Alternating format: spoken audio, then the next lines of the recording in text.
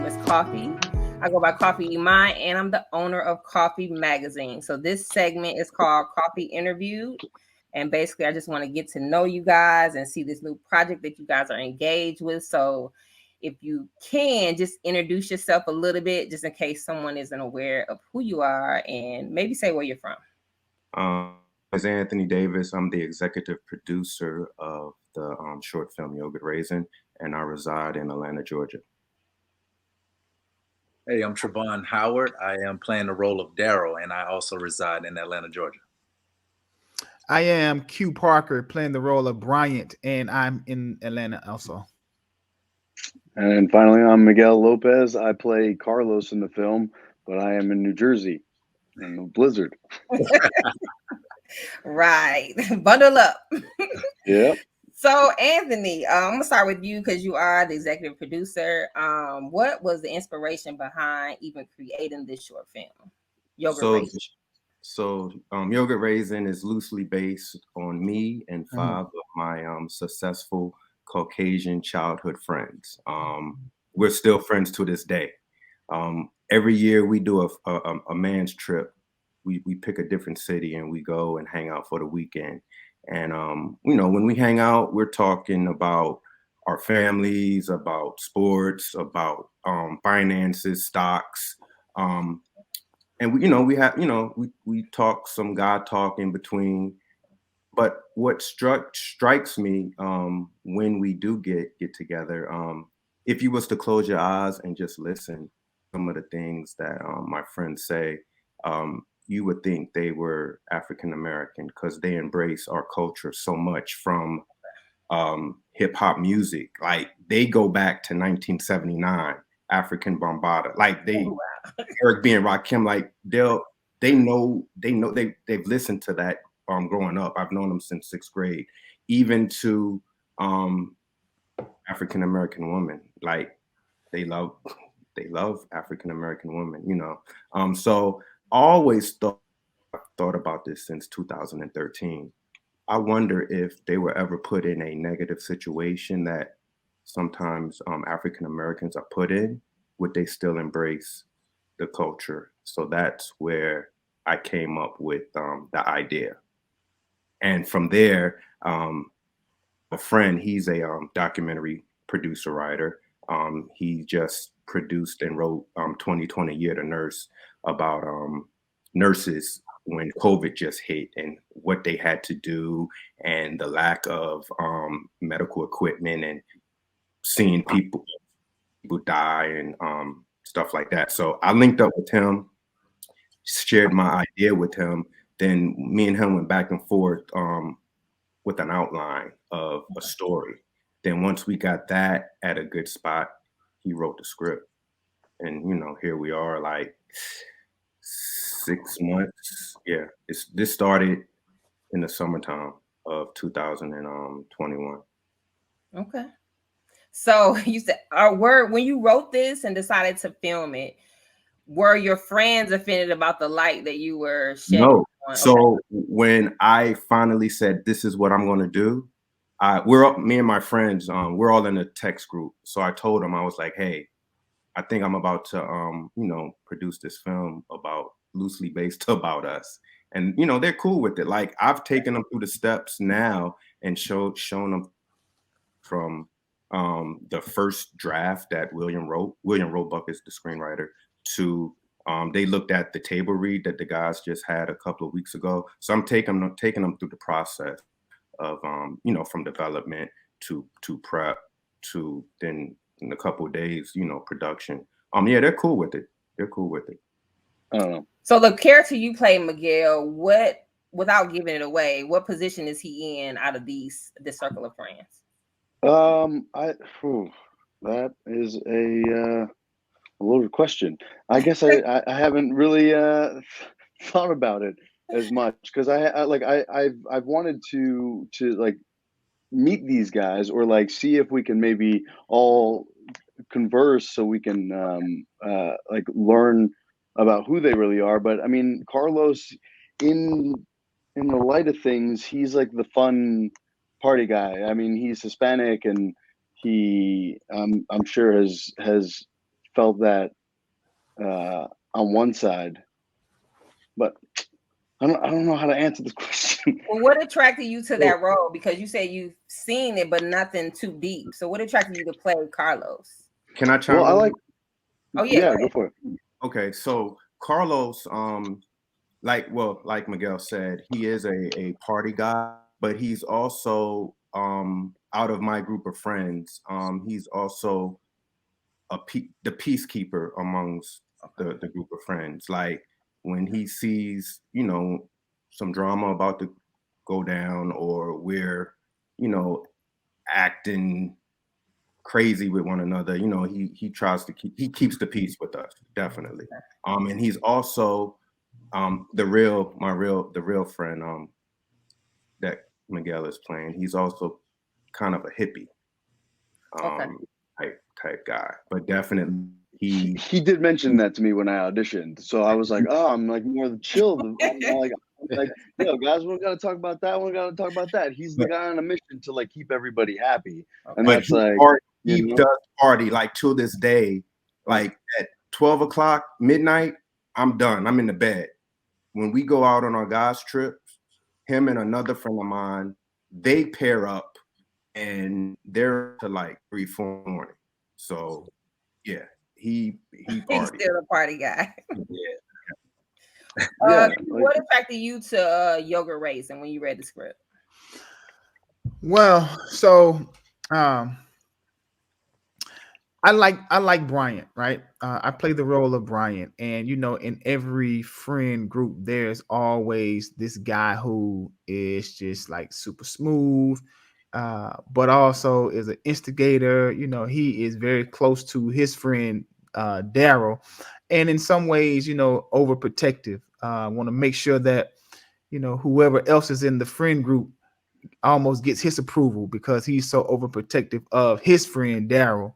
And so I am not necessarily that guy in my circle of friends. Okay. But we all have one of those guys to the point where it's like, man, why do you say that? Like, just always trying to get stuff started and throwing little comments out just to see how everybody's going to react, just to get something going. And so I could always easily tap into that role because I have a few friends that are that way. And so, that was something that was interesting to me, and that I could pull from as an actor to bring Bryant to life.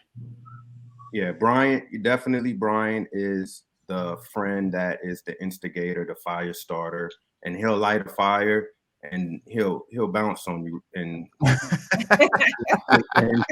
and so leave Trivon, everybody. are you that friend in real life? No, this friend. and we're all arguing with each other, and the person who starts is gone. Right. And like you said, he is. We all have friends like that. Brian is. He could be selfish, but we still embrace Brian. He's a part of the brotherhood.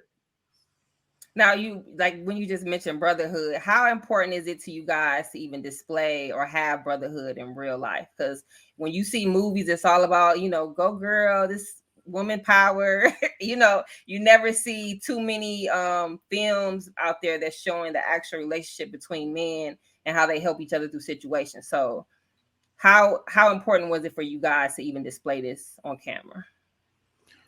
I think that anytime there is a film or a movement or an event that showcases the relationship amongst men, it totally supports the idea of manhood, and you cannot operate truly in manhood without brotherhood.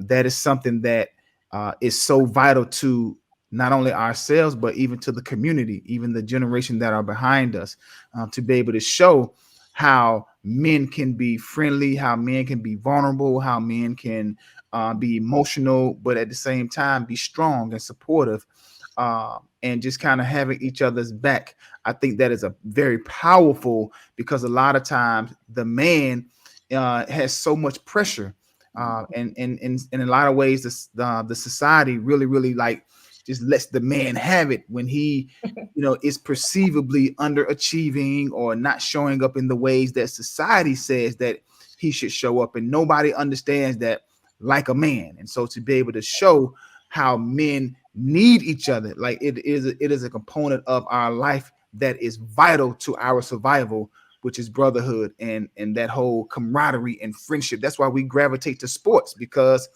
in sports, I know that my guy next to me got my back, and I know he's going to go through the trenches with me regardless. And when I'm sweating, he's sweating. When I lose, we lose, but when I win, we win. And so I think that's why a lot of times we are enlisted into sports at an early age, because it teaches us how to rely and depend and relate when it comes to brotherhood and teamwork. Just to just to piggyback off of Q, and just to add this word, it also holds us accountable. Mm-hmm.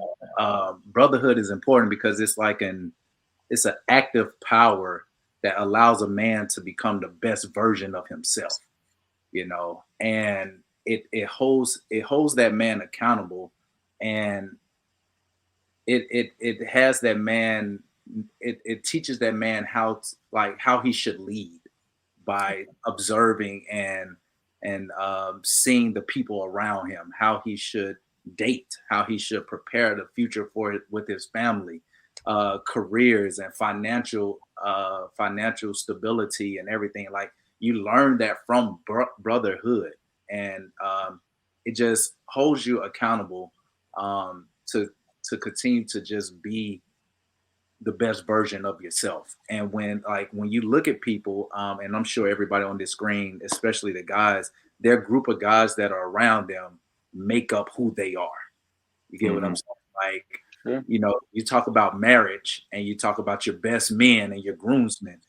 Those people that are standing by your side should add up or multiply and equal out to who you are as the groom. You get what I'm saying? And as the man of, who it is, and vice versa when it comes to their group of guys and everything like that. But I just think that, there's a accountability when it comes to brotherhood, and it shows like the people that you're around makes up who you are. Okay. Miguel, you have anything to add? That couldn't have been said much better. I mean, like with the friends that I've had them since 5th grade, and I mean, he's European, I'm European, and we like give each other kisses on the cheek. Every time we see each other, we hug each other. There's like a I don't know, maybe it's a different I don't know, culture thing for being from Europe, but there's like a sense of more openness. And then we have other friends that are just kind of the same. It's like it shows you how to be vulnerable even with men having brotherhood, because like, where do you go like after a relationship or a parent or someone? You have your close-knit friends, your group, your brothers, and they're just super important. I mean, I don't think that I could have gotten through portions of my life without the camaraderie that I have with my friends, that my literally my brother. I mean, so it's I don't know, not much more to say. I think the other guy said a lot. Appreciate it. So Anthony, you said it had a twist with this film, showing cultural appropriation, and you said most people, they probably don't notice within the circle. When does it become? Did you feel it becomes dangerous or it becomes a thing? I feel like it becomes dangerous when you trying to put this in. So when you're not genuine about it's cool to wanting to learn about different cultures, but if you're not genuine in wanting to be educated, if you're just, I guess, for an example, mocking a specific culture, it's not acceptable just to, I guess, maybe fit in. Yeah, like, yes, to fit in with the group. I don't think that's but if you generally want to know more about a specific culture, that's perfectly fine. I would say, like, if I would have something to say to other people, it would probably be like empathy, or like empathize, understand and share the feelings of another and their history. You know what I'm saying? Like, understand that you could be hurting someone even if you think it's not a big deal. You know, Right. you could be hurting someone, and it may not even be your friend. It may be somebody that is in the same environment as you, if y'all out in public or whatever it is. So you have to just kind of listen and love, but have that empathy to be like, all right, I may be stepping on some toes, or I may be, with my decision, even though it may be like cool with my homeboy or some friends, and it might just be a joke, and I don't mean anything of it. You have to have some kind of empathy towards the people around you, and I think if we have that with all cultures, it could at least lead us in a better direction than where we are. Okay. So, going into a role this deep, and you may be touching on a sensitive subject, how do you navigate, or what do you pull from to make sure you represent it properly? Well, I think that you pull from, life experiences. I think you pull from anything that you can place into the idea of the piece and the production. But I also, we have all gone through, such a huge roller coaster in the last 2 years, just as our world, our society. And unless you've been under a rock, have not been, aware and open to what has been happening, I think even just that is something to pull from. When you've seen communities coming together, regardless of their race, where they come from, but just standing firmly on, right being right and wrong being wrong. I think over the last year and a half, 2 years, we've all had to realign ourselves with each other's histories, but also going out and getting information and becoming educated on things that may not look like you, or may not, have grown up the way that you've grown up, or didn't grow up on the side of the track that you did. I think there's a respect. There is, as you said, Trivon, empathy, but also there's a sense of educating, so that you have the information, so that when you're out, as they say, in these streets, you know how to move properly. Anyone else have an experience you want to share as far as that goes? What somebody should pull from? Well, I mean, what he's saying is I mean, I love what he's saying. Pulling from life. I mean, we're all going to be on set shooting this thing together, and we all want to pull out the best performances that we possibly can from each other. So it's really living in the moment, I think, and like letting these people do all their, their homework, and bring a character that has feelings, wants, and needs. And if everybody does their homework, we're all coming charged up, and I think that'll really show with past experiences, like he was saying. I think the past. I mean, I'm Hispanic, so I was getting that growing up, like the S word and all this other stuff. So it hurts to hear. And going back to what you said earlier, like the whole N-word thing, I think that whole thing needs to get eradicated. It's a whole thing. But we shouldn't be saying it. We shouldn't. I digress. I don't know. The acting, we're all together. We're all living off of each other in the moment. So, Anthony, you said the movie or the short film comes out. So we go into production middle of this month, and then we'll have post, and then probably around mid-April, early May, we will start going on the film festival circuit. So in order to see the film, the audience will have to come to wherever the film has been selected for viewing to come see the film. It's not going to be out publicly until probably the early part of 2023, because we'll be on the film festival circuit from June 2022 to probably February 2023.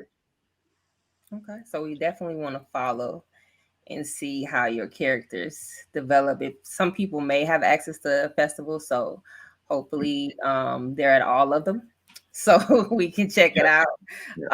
And what else have you guys enjoyed about working with each other? Give me one funny moment that you've had, or you guys are about to go film. So how is that? Is the anticipation high or so far? Yeah, I would say that just from the initial photo shoot, there were synergy just there. I don't think everybody was at the photo shoot, but I was missing. yeah, but I mean, just being there with the guys for the first time, you can just tell off the jump that the synergy was there. And then when we did our table read, you can just kind of see the characters coming to life. So that's the part that is always fun to be able to document what it felt like initially, then while you're doing and being a part of the production, to once you can look back at the final. And so I cherish these moments because, you know, I hope and I pray, man, that even friendships will develop after this production. It's just always dope to be amongst, you know, talented individuals, and who knows what life holds for us down the line. I pray that, and I hope that this is such an impactful film that our lives are forever connected because of Yogurt Raisin. And so, man, I'm excited. I can't wait to get on set to really work with these brothers. I know they're going to pull something out of me, as I hope that I do for them, and that we have an amazing final product. Trivon, you're not excited? Oh, I am excited. Yeah. Okay.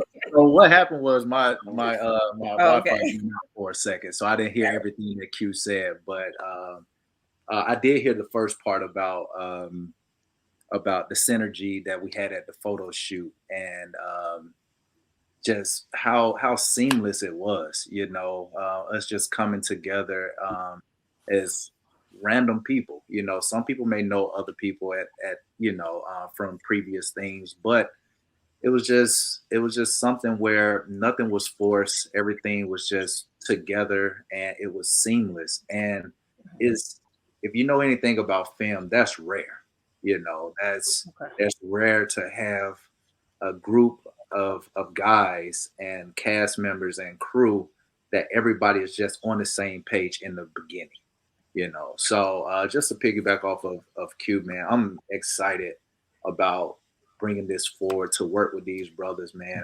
I definitely know that they're going to bring a lot out of me, and like you said, vice versa, to try to push them and just make this thing happen for Anthony and Will, and just get this thing going, you know. And piggyback off of Trivon and Q, me and William, we were looking at the table read when we recorded it, and after the second run through the table read, the guys looked like they knew each other. Like, I think they knew each other. They were friends. And even Miguel, because Miguel was the last to be casted, and he came. You had got casted the day before, correct, Miguel? Yeah, literally the day before. They're like, table read tomorrow. I was like, yeah, right. And he came in, and you know, he did his thing, and he fell right in. And also, you know, we gave the guys ad-libbed and some stuff, some of their lines, and just to make it, you know, be natural, and it worked. And like I said, it looks natural. It looks like it's a friendship, a bond, a brotherhood with these guys. That's what looking at it, I'm like, wow, this is crazy. It's crazy to see that they're really looking like and acting like my my friends, my Your real life. Yeah. Well, I appreciate you even sharing the story with me. You guys are great. I can't wait to see it. I'm going to look at all the list of stuff you guys been in before, so don't judge me.